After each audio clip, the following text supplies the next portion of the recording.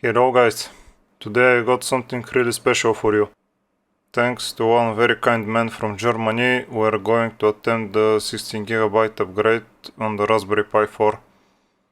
Here we have a Raspberry Pi 4 Model B that I've prepared off camera, so you don't need to watch me fight with the Kapton tape. Also, this time I'm using metal shields that I DIY'd to better protect the plastic parts from the heat. Now I am securing it to my board holder so it is easier to work on.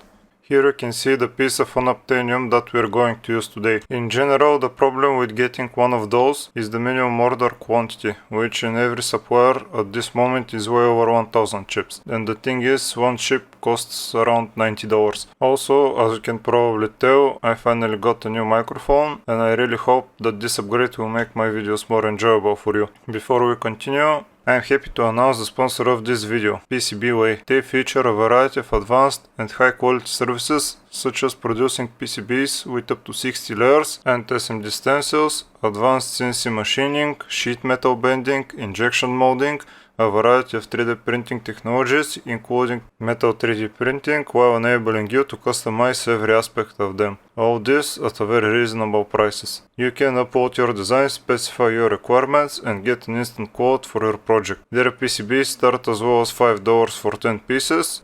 You can find link to their website in the video description. Now, as always, we first add some flux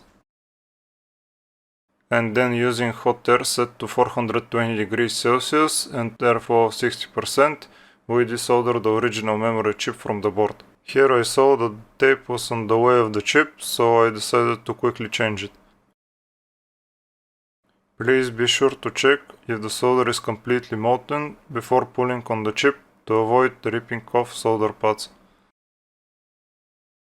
After successfully removing the memory chip, we use a soldering iron set to 380 degrees Celsius and some leaded solder to dilute the unleaded that's left on the board. Then, using solder wick, we need to make sure there is no solder left on the board.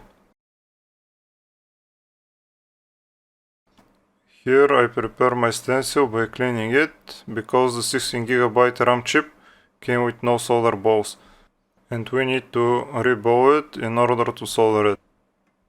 Now I'm using leaded solder paste that I already dried, and we need to make sure to fill all the holes in the stencil without any gaps left, so all the balls can form even in size. If you need more details or step-by-step guide for the soldering process, be sure to check out my soldering tutorial. This is how the chip should look like if everything is done correctly. Now I apply a little flux to the board and I try to align the chip as best as possible.